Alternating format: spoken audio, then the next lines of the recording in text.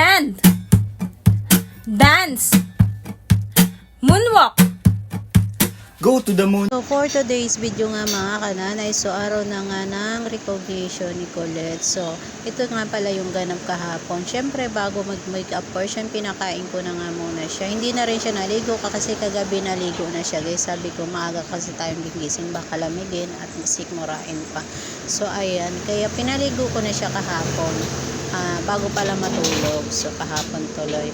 So ayun na nga guys, minimikapan ko na siya. Sabay kasi sila ng kuya niya, Kuya BJ niya ng recognition day sa school. So ang mag-a-attend sa kay kuya niya, BJ, si papa niya. So kay kulit naman ako. So ayun na nga guys, oh. So ayan, minikapan ko na nga siya. Tapos na nga siyang may makeupan. So ayan.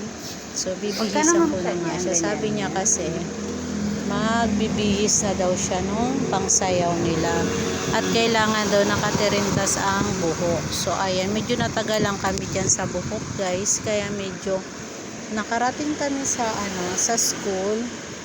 So ang makeup time kasi ang is 6, pero dumating kami is magsi 6:30 na, pero alam ko kasi nagbago lang 6:30 siguro para hindi malate yung mga magre-recognition, kaya ginawang 6 na paaga. So ayan, nakabihis na nga siya dyan guys. So ayan, kinukunan ko nga siya ng video at picture guys. Ang cute nga naman talaga. So tinalang nagkaanak ko ng babae.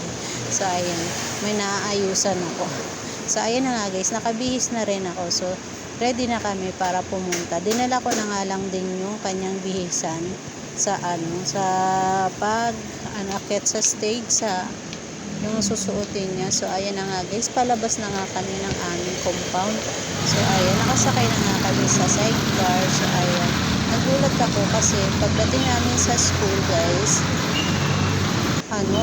hindi naman nakabihis ng mga ganyan yung kasama niya, yung hindi lang kasali sa recognition nakabihis. Kaya sabi ng teacher niya, nakita kami, bakit hindi mo muna pinabihis yung kanyang gagamiting dress? Sabi ko, so may time pa naman, kaya dali-dali binihisan ko ulit siya, inayos ko ulit yung kanyang buhok. So hagardos tuloy ang nanay niya. So ayan na nga guys, nag-start na maglakad. So paakyat sa stage. So ayan nga guys, ang venue, ayan sa harap ng stage. So ayan, naglalakad na nga kami guys. Syempre ako lang yung nagbibideo. So ayan, natapos na nga din guys yung recognition. So ayan, nagutom ang si Colette, nagyayang kumain. So kasi yung pag-akyat niya sa stage at pagbuka ng kanyang medal, na-upload ko na kahapon, kaya di ko na sinama dito guys. So ayan na nga guys, sabi niya, mama nagugutom ako kasi nga kunti lang yung nakain niya kasi nagmamadali kami bago kami umalis ng bahay. So ayan, so pinakain ko na lang sa kanya kasi tapos na din naman yung awarding.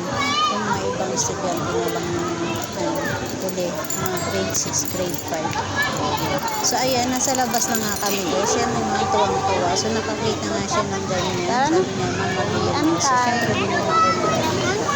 At ayan na nga guys, pauwi na kami. So